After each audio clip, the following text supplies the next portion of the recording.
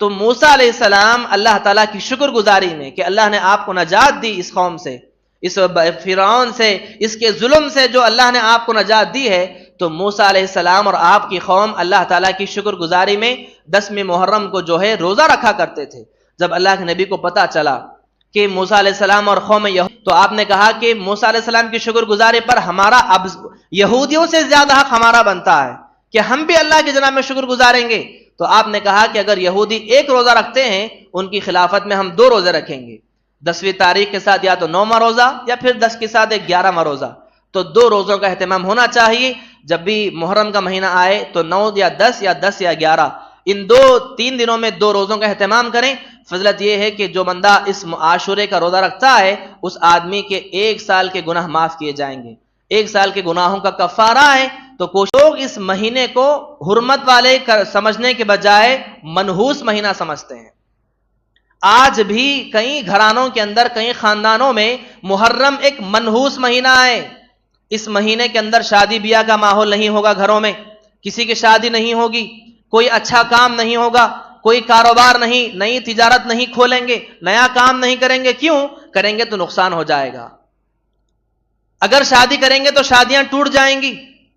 محرم سے مہینے سے پہلے فنکشن ہالوں کے اندر جگہ باقی نہیں تھی، اتنے بھر بھر کر فنکشن ہال تھے کہ کوئی جگہ نہیں مل رہی تھی۔ محرم کا مہینہ کیا آتا ہے، پورے فنکشن ہال خالی ملیں گے آپ کو، ایک جگہ بھی شادی کا ماحول نہیں۔ ایک گھرانوں کے اندر لوگ کہتے بھی ہیں کہ محرم ہے بعد میں شادی کر لیں گے، پورے مہینے اللہ ہی کے مہینے ہیں۔ آپ چاہے محرم میں شادی کرو یا پھر رجب میں شادی کرو یا رمضان میں شادی کرو، جس مہینے میں بھی آپ شادی کرو، آپ کی تقدیر میں جو نقصان لکھا ہے وہ نقصان برابر ہو کر ہی رہے گا۔ آپ کی شادی ٹوٹنی ہے تو محرم میں بھی ٹوٹے گی، رمضان میں بھی ٹوٹے گی، وہ آپ کی تقدیر ہے۔ لیکن آپ کو یہ کہنے کا کوئی حق نہیں کہ محرم میں کریں گے تو ٹوٹ جائے گی، محرم میں کریں گے تو ایسا ہو جائے گا۔ ایک طرح کی نحوست ہے جو زمانے جاہلیت کے اندر لوگوں کے اندر پائی جاتی تھی۔ کالی بلی سامنے سے گزر جاتی تو منحوس سمجھتے تھے اس کو، اب بلی گزر گئی کچھ نہ کچھ برا ہونے والا ہے۔ تو ایسی زمانے جاہلیت کی جو پرانی سوچ تھی، ایسی سوچ آج بھی اس زمانے میں آنے کے بعد بھی لوگوں کے ذہنوں سے گئی نہیں ہے۔ محرم کا مہینہ کوئی منحوس مہینہ نہیں، پورے مہینے بلکہ حرمت والا مہینہ ہے، احترام والا مہینہ ہے، عبادت کا مہینہ ہے۔ اس مہینے میں ہونے والی تجارتیں، اس مہینے میں ہونے والی شادیاں میں کہتا ہوں کہ بڑی بابرکت ہونے والی ہوں۔ أَوَلَا يَرَوْنَ أَنَّهُمْ يُفْتَنُونَ فِي كُلِّ عَامٍ مَرَّةً أَوْ مَرَّتَيْنِ ثُمَّ لَا يَتُوبُونَ وَلَا هُمْ يَذَّكَّرُونَ۔ تمام قسم کی تعریفیں، حمد و ثنا، بڑائی و کبریائی اسی اللہ کے لیے لائق و سزاوار ہیں جو اس کائنات کا رب العالمین ہیں۔ بے پناہ درود و سلام نازل ہو تمام انبیاء علیہ السلام پر، بالخصوص میرے اور آپ کے آخری نبی جناب محمد رسول اللہ صلی اللہ علیہ وسلم مقدسہ پر، اللہم صلی وسلم وبارک علیہ۔ محترم حاضرین، ابھی خطبہ مسنونہ کے بعد میں نے آپ کے سامنے سورہ توبہ کی ایک آیت کریمہ تلاوت کی، جس میں اللہ تبارک و تعالی نے ارشاد فرمایا، اولا یرون انہم یفتنون فی کل عام مرۃ او مرتین، کیا تم دیکھتے نہیں ہو کہ ہم تمہیں سال میں کئی مرتبہ، ایک مرتبہ یا 2 مرتبہ ہم تمہیں آزمائشوں سے دوچار کرتے ہیں، مصیبتوں سے تمہیں ہم آزماتے ہیں، آزمائشوں سے دوچار کرتے ہیں تاکہ تم اس سے نصیحت حاصل کرو۔ تم سال میں ایک مرتبہ یا 2 مرتبہ یا کئی مرتبہ آزمائشوں سے، مصیبتوں سے گزرنے کے باوجود بھی ثم لا یتوبون ولا هم یذکرون، نہ تو تم نصیحت حاصل کرتے ہو، نہ تم توبہ استغفار کرتے ہو۔ اس آیت کریمہ میں اللہ تبارک و تعالی نے میرے اور آپ کی زندگی پر آنے والی مصیبتیں، آزمائشیں جو حقیقتاً ہر انسان کی زندگی سے لگی ہوتی ہیں کسی بھی صورت میں، اس حوالے سے گفتگو کرتے اللہ نے کہا کہ ہم تمہیں آزماتے ہیں۔ کسی انسان کو سال میں 1 مرتبہ آزمایا جاتا ہے، کسی انسان کو سال میں 2 مرتبہ آزمایا جاتا ہے، کسی انسان کو کسی بھی طریقے سے بار بار آزمایا جاتا ہے۔ اللہ نے کہا کہ ہمارا یہ آزمانا اس لیے ہے تاکہ تم اس سے نصیحت حاصل کرو، لیکن انسان کیا ہے، آزمائے جانے کے باوجود بھی نہ نصیحت حاصل کرتا ہے اور نہ توبہ کرتا ہے۔ محترم حاضرین، میرا اور آپ کا گزر ماہ محرم سے ہو رہا ہے، ہجری سال کا نیا مہینہ، نیا سال میں اسلامی تاریخ کے ہم داخل ہوئے ہیں۔ جب بھی یہ مہینہ آتا ہے، جب بھی نیا ہجری سال آتا ہے، شریعت مجھے اور آپ کو کئی طرح کی تعلیمات سکھاتی ہیں۔ عموماً ہوتا کیا ہے، اسلامی تاریخ کا نیا سال جسے ہم ہجری سال کہتے ہیں، عیسوی سال کو ہم انگریزی تاریخ سے گنتے ہیں، 2026 چل رہا ہے، تو ہجری سال بھی اسی طرح کا ایک تاریخ ہے۔ یہ تاریخ اسلامی تاریخ جسے کہی جاتی ہے، دراصل دیکھا جائے تو اللہ کے نبی کے زمانے میں کوئی اسلامی تاریخ نہیں تھی۔ عیسوی تاریخ کو لے کر لوگ چلتے تھے۔ حضرت عیسیٰ علیہ السلام جب سے دنیا میں آئے اس وقت سے ایک انگریزی تاریخ بنائی گئی، وہاں سے لوگ گننا شروع کیے دنوں کی، ایام، مہینوں کے اعتبار سے۔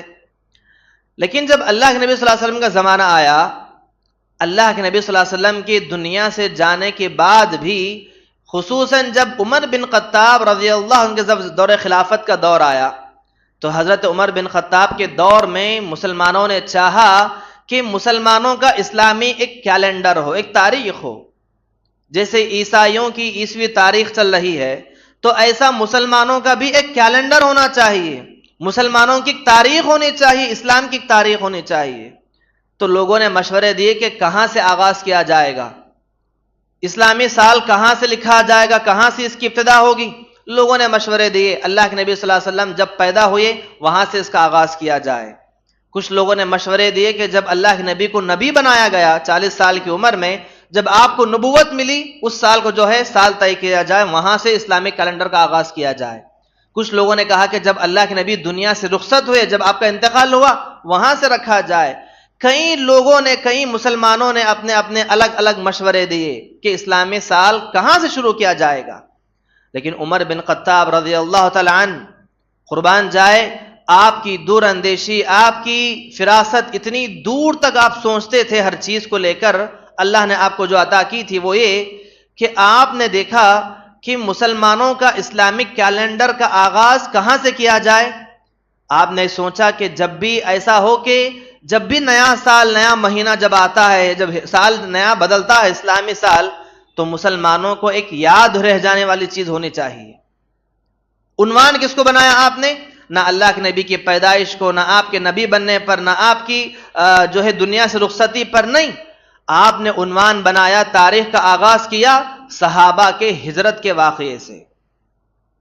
جب پورے صحابہ جب مکہ میں جنہیں رہنے کے لیے تنگ کر دیا گیا تھا، عبادت کرنے میں دشواری تھی، عبادت کرنے میں جو ہے طرح طرح کی تکلیفوں کا سامنا کرنا پڑتا تھا، تو یہ صحابہ نے جو قربانیاں دیتے ہوئے اپنے تن من وطن ساری چیزوں کو چھوڑ کر مدینہ گئے، اس مدینہ جانے کے اس واقعے کو حضرت عمر بن خطاب نے عنوان بنا کر وہاں سے اسلامی سال کا آغاز کیا کہ ہجری سال اس وقت سے طے کیا جائے گا اور لکھا جائے گا جس سال کے مسلمانوں نے مکہ چھوڑ کر مدینہ ہجرت کی تھی۔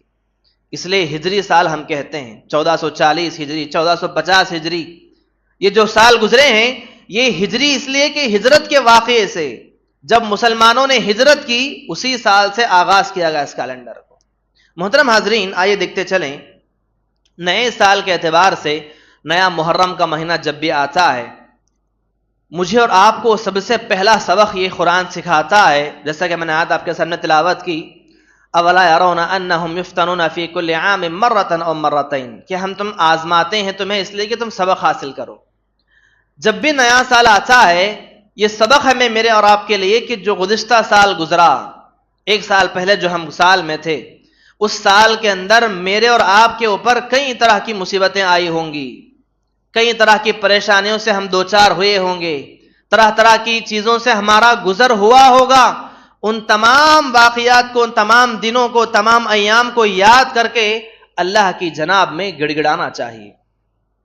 اللہ کا شکر ادا کریں کہ اللہ تو نے ہمارا ایسا وقت بھی گزار دیا، اور اللہ سے دعا بھی کریں کہ اللہ جب یہ سال جو ایسے ایام ہمارے گزرے، ان حالات میں ہم نے تیری نافرمانی کی تھی، ہم نے تجھ سے جو ہے روگردانی کی تھی، تیری عبادت ہم نے نہیں کی، اس سال میں ہم نے کئی طرح کے گناہ ہم نے کیے، اے اللہ اب یہ سال تو گزر گیا، ہم نے نصیحت حاصل کی، اب آئندہ آنے والے اس سال سے ہم کسی بھی طرح کے تیری ناراضگی کے کاموں سے ہم بچ جائیں گے، اللہ کے جناب میں گڑ گڑائیں گے، دعا کریں گے، اللہ سے توبہ کریں گے، تو تبھی جا کر میں اور آپ صحیح معنوں میں مسلمان کہلائیں گے۔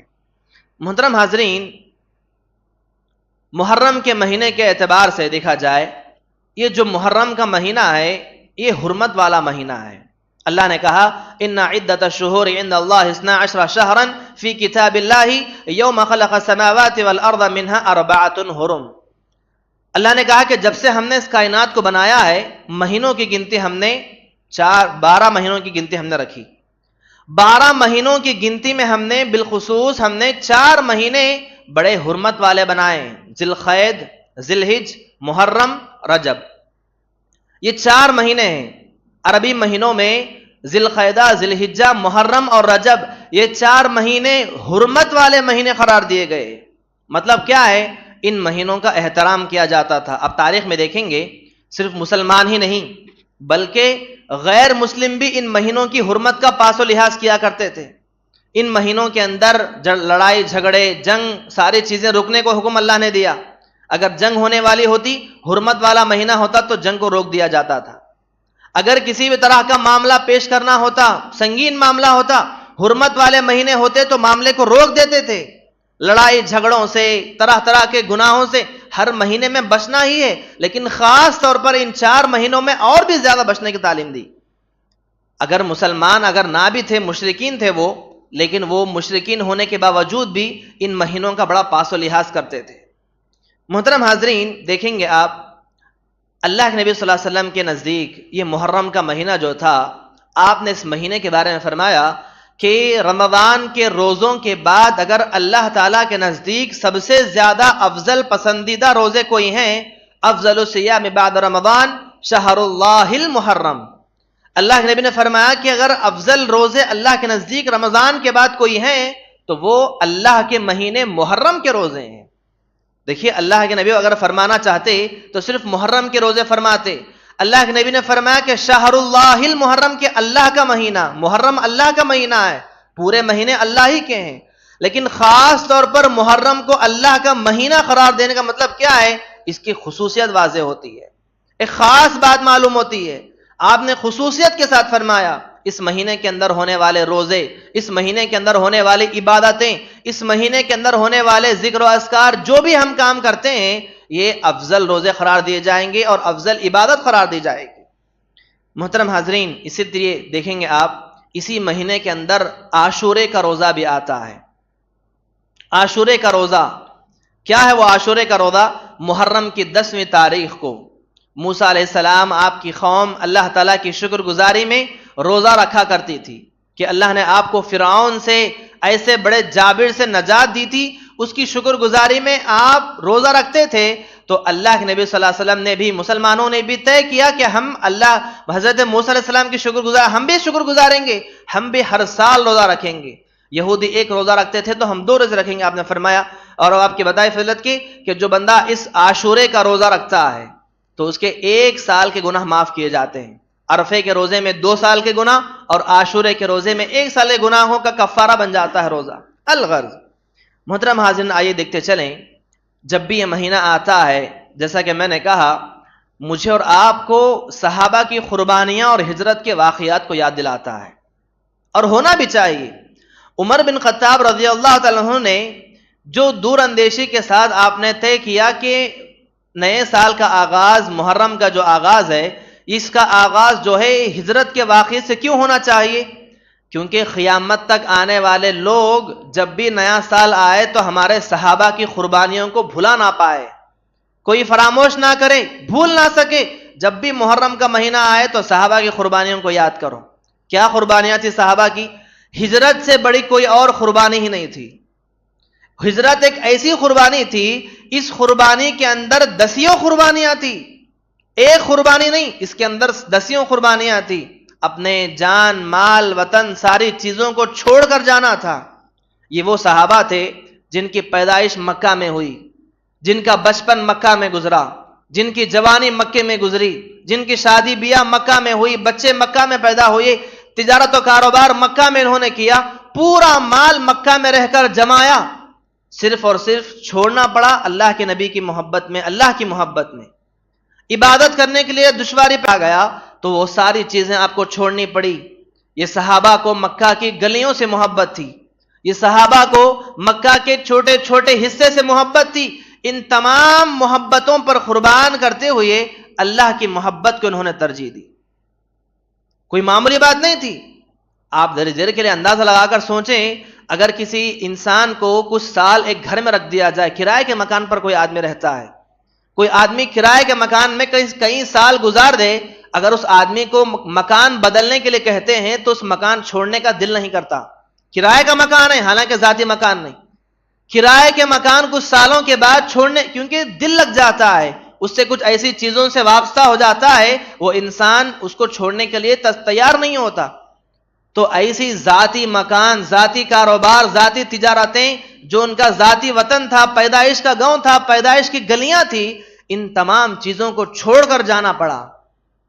حضرت صہیب رومی رضی اللہ تعالیٰ عنہ، جو روم کے رہنے والے تھے، مکہ میں آ کر جنہوں نے زندگی گزاری، کئی واقعات بھرے پڑے بار بار ہم سنتے ہیں.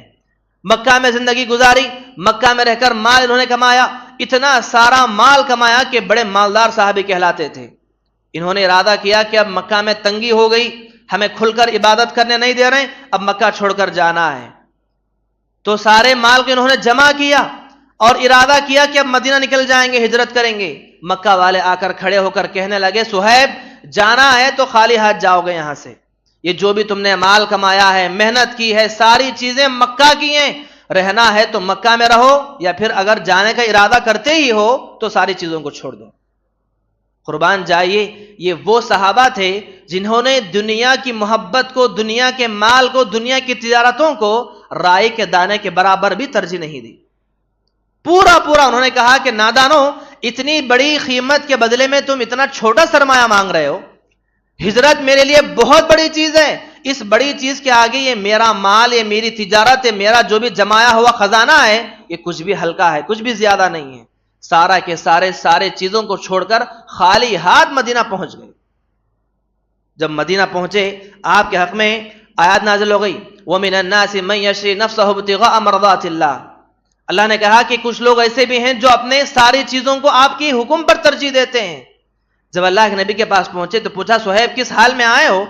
تو اللہ کے نبی نے آپ نے فرمایا کہ اللہ کے نبی، جو کچھ تھا سارا کا سارا مال مکہ والوں نے لوٹ لیا، سالی ہاتھ چھوڑ کر خالی ہاتھ لے کر مدینہ پہنچا ہوں. آپ نے فرمایا، ربیہ صہیب، تمہاری تجارت نفع بخش ہوئی. اللہ کے نبی یہاں پر آپ کے گوانے کو جو ہے کامیابی سے تشبیہ دی، کہا کہ تمہاری تجارت کامیاب ہو گئی. کامیابی کا مطلب یہ کہ جو مال تم نے چھوڑا ہے مکہ میں، وہی مال تمہارا حقیقی مال ہے. خالی ہاتھ پہنچے ہو، کوئی غم کی بات نہیں، ایمان بچاتے ہوئے آئے ہو، یہاں پر پہنچے ہو. ایسی قربانی انہوں نے پیش کی. حضرت ابو سلمہ رضی اللہ تعالیٰ عنہ، انہوں نے مکہ میں رہ کر زندگی گزاری، مکہ میں شادی کی، مکہ میں بچے پیدا ہوئے، بیوی بچوں کو لے کر جانے کے لیے تیار ہوئے. روک دیا گیا کر مکہ کے سرداروں نے کہا کہ ابو سلمہ تم جانا چاہتے ہو تو اکیلے جاؤ گے، تمہاری بیوی، تمہارا بچہ مکہ میں رہنے والے، مکہ ہماری بچے ہیں، اگر جانا ہی چاہتے ہو تو اکیلے جاؤ، ہماری بچی کو، ہمارے بچے کو ہم نہیں بھیجیں گے. انہوں نے اپنی بیوی بچے دونوں کو چھوڑ کر خالی ہاتھ چلے گئے. کئی دن گزر گئے، آخر کار مکہ والوں کو ام سلمہ کو ترس دیکھ کر ترس نہ آیا تو بعد میں آپ کو بھیجانا پڑا. کوئی باپ ہجرت کر کے مدینہ چلا گیا، بچے جو ہے مکہ میں رہ گئے. کوئی شوہر مدینہ چلا گیا، بیوی بچے گھر مکہ میں رہ گئے. کوئی ماں چلی گئی، یہاں پر شوہر رہا گا. پوری جو گھر تھے مسلمانوں کے، پورے گھر اجڑ گئے. کوئی باپ ادھر، کوئی ماں ادھر، کوئی بھائی ادھر، کوئی بہن ادھر. کوئی معمولی قربانی نہیں تھی. یقین مانے آپ رونگٹے کھڑے ہو جائیں گے.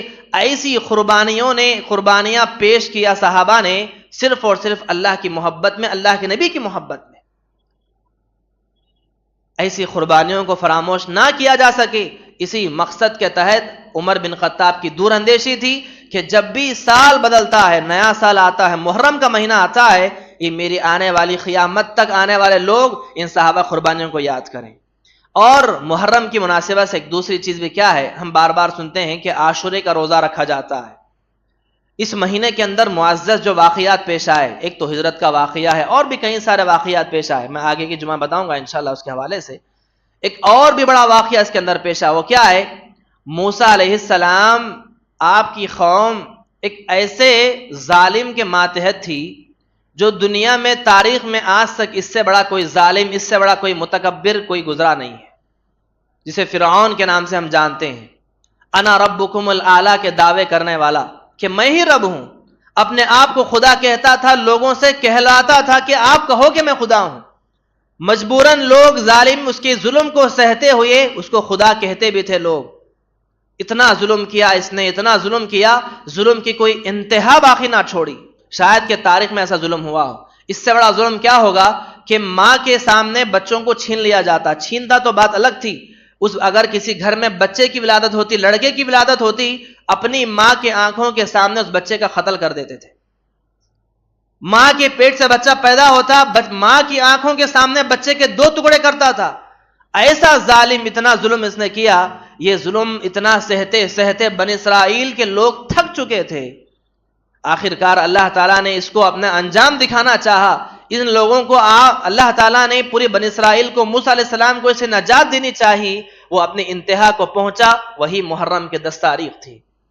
اس کو اللہ نے سمندر میں ڈبویا۔ جب سمندر میں ڈوبنے لگا، کہنے لگا کہ آمنت باللہ، کہ میں اللہ پر ایمان لاتا ہوں، ربی موسیٰ و ہارون، جس رب پر موسیٰ اور ہارون ایمان لائے۔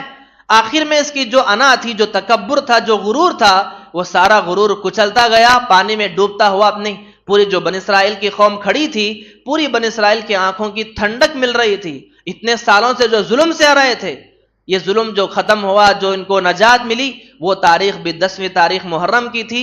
اسی محرم کی 10 تاریخ کو یہ واقعہ پیش بھی آیا تو موسیٰ علیہ السلام اللہ تعالیٰ کی شکر گزاری میں کہ اللہ نے آپ کو نجات دی اس قوم سے، اس فرعون سے، اس کے ظلم سے جو اللہ نے آپ کو نجات دی ہے، تو موسیٰ علیہ السلام اور آپ کی قوم اللہ تعالیٰ کی شکر گزاری میں 10ویں محرم کو جو ہے روزہ رکھا کرتے تھے۔ جب اللہ کے نبی کو پتا چلا کہ موسیٰ علیہ السلام اور قوم یہود روزہ رکھتے ہیں، تو آپ نے کہا کہ موسیٰ علیہ السلام کی شکر گزاری پر ہمارا اب یہودیوں سے زیادہ حق ہمارا بنتا ہے کہ ہم بھی اللہ کی جناب میں شکر گزاریں گے۔ تو آپ نے کہا کہ اگر یہودی 1 روزہ رکھتے ہیں، ان کی خلافت میں ہم 2 روزے رکھیں گے، 10ویں تاریخ کے ساتھ یا تو 9واں روزہ یا پھر 10 کے ساتھ ایک 11واں روزہ۔ تو 2 روزوں کا اہتمام ہونا چاہیے۔ جب بھی محرم کا مہینہ آئے تو 9 یا 10 یا 10 یا 11، ان 3 دنوں میں 2 روزوں کا اہتمام کریں۔ فضلت یہ ہے کہ جو بندہ اس عاشورے کا روزہ رکھتا ہے، اس آدمی کے 1 سال کے گناہ معاف کیے جائیں گے۔ 1 سال کے گناہوں کا کفارہ ہے، تو کوشش کریں کہ ہم 1 دن کا 2 دن کے جو ہے اس مہینے کے اندر روزوں کا اہتمام ہو۔ محترم حاضرین، اب آئیے دیکھتے چلیں، اور بھی کئی ساری چیزیں محرم کے حوالے سے لگی ہیں، انشاءاللہ کبھی وقت ملا تو بتائیں گے اس کے حوالے سے۔ ایک تاثر تو یہ مسلمانوں کا اتنا حرمت والا مہینہ ہے، قرآن نے کہا کہ حرمت والا مہینہ ہے، اس مہینے کے اندر عبادتیں ہونی چاہیے، اس مہینے کے اندر جو ہے نیک کام ہونے چاہیے۔ لیکن زمانے قدیم سے دیکھا آیا ہے کہ جب بھی یہ مہینہ آتا ہے، لوگ اس مہینے کو حرمت والے سمجھنے کے بجائے منحوس مہینہ سمجھتے ہیں۔ آج بھی کئی گھرانوں کے اندر، کئی خاندانوں میں محرم ایک منحوس مہینہ ہے۔ اس مہینے کے اندر شادی بیاہ کا ماحول نہیں ہوگا، گھروں میں کسی کی شادی نہیں ہوگی، کوئی اچھا کام نہیں ہوگا، کوئی کاروبار نہیں، نئی تجارت نہیں کھولیں گے، نیا کام نہیں کریں گے۔ کیوں کریں گے؟ تو نقصان ہو جائے گا۔ اگر شادی کریں گے تو شادیاں ٹوٹ جائیں گی۔ محرم سے مہینے سے پہلے فنکشن ہالوں کے اندر جگہ باقی نہیں تھی، اتنے بھر بھر کر فنکشن ہال تھے کہ کوئی جگہ نہیں مل رہی تھی۔ محرم کا مہینہ کیا آتا ہے، پورے فنکشن ہال خالی ملیں گے آپ کو، ایک جگہ بھی شادی کا ماحول نہیں۔ ایک گھرانوں کے اندر لوگ کہتے بھی ہیں کہ محرم ہے، بعد میں شادی کر لیں گے۔ پورے مہینے اللہ ہی کے مہینے ہیں، آپ چاہے محرم میں شادی کرو یا پھر رجب میں شادی کرو یا رمضان میں شادی کرو، جس مہینے میں بھی آپ شادی کرو، آپ کی تقدیر میں جو نقصان لکھا ہے وہ نقصان برابر ہو کر ہی رہے گا۔ آپ کی شادی ٹوٹنی ہے تو محرم میں بھی ٹوٹے گی، رمضان میں بھی ٹوٹے گی، وہ آپ کی تقدیر ہے۔ لیکن آپ کو یہ کہنے کا کوئی حق نہیں کہ محرم میں کریں گے تو ٹوٹ جائے گی، محرم میں کریں گے تو ایسا ہو جائے گا۔ ایک طرح کی نحوست ہے جو زمانے جاہلیت کے اندر لوگوں کے اندر پائی جاتی تھی۔ زمانے جاہلیت کے اندر لوگ کیا کرتے تھے، گھر سے نکلنے سے پہلے جو ہے بدشگونی لیتے تھے، طرح طرح کی بدشگونی تھی ان کے پاس، نحوست کو اختیار کرتے تھے، پرندے کو اڑاتے تھے گھر سے باہر نکلنے کے بعد۔ اگر پرندہ سیدھے طرف چلا جاتا تو سفر کو کھولتے تھے، اگر دائیں طرف چلا جاتا تو سفر پر جانا بند کر دیتے۔ کالی بلی سامنے سے گزر جاتی تو منحوس سمجھتے تھے اس کو، اب بلی گزر گئی کچھ نہ کچھ برا ہونے والا ہے۔ تو ایسی زمانے جاہلیت کی جو پرانی سوچ تھی، ایسی سوچ آج بھی اس زمانے میں آنے کے بعد بھی لوگوں کے ذہنوں سے گئی نہیں ہے۔ محرم کا مہینہ کوئی منحوس مہینہ نہیں، پورے مہینے بلکہ حرمت والا مہینہ ہے، احترام والا مہینہ ہے، عبادت کا مہینہ ہے۔ اس مہینے میں ہونے والی تجارتیں، اس مہینے میں ہونے والی شادیاں میں کہتا ہوں کہ بڑی بابرکت ہونے والی ہوں، خاص طور پر اس میں ہونی چاہیے۔ لیکن لوگوں نے طرح طرح کی بدعت، اور اس مہینے کے اندر ایک تو اس طرح کے کام اور دوسری طرح کی بدعت دیکھنے کو ملتی ہے، طرح طرح کے نئے نئے کام، ایسے ایسے کام جن کاموں کو نہ تو کرنے کا حکم اللہ کے نبی نے دیا ہوتا ہے، نہ آپ کے صحابہ نے کیا ہوتا ہے، نہ شریعت کے اندر اس کی کوئی ہمیں تعلیم ملتی ہے، ایسے کاموں کا بھی اس مہینے کے اندر بڑھ چڑھ کر لوگ حصہ لیتے ہیں۔ ان تمام چیزوں سے بچنا بھی چاہیے۔ دعا کرتے ہیں اللہ تعالیٰ سے، اللہ تعالیٰ مجھے اور آپ کو ہر طرح کے بدعات سے، خرافات سے اللہ ہم سب کی حفاظت فرمائے، اور ہم تمام کو جو اس طرح کے نئے نئے فتنے، نئے نئے چیزیں زمانے جاہلیت کے اندر دیکھنے کو ملتی تھی، وہ چیزیں آج بھی مل رہی ہیں، اللہ تعالیٰ ان تمام چیزوں سے امت مسلمہ کی حفاظت فرمائے۔ آمین رب العالمین۔ السلام علیکم ورحمۃ اللہ وبرکاتہ۔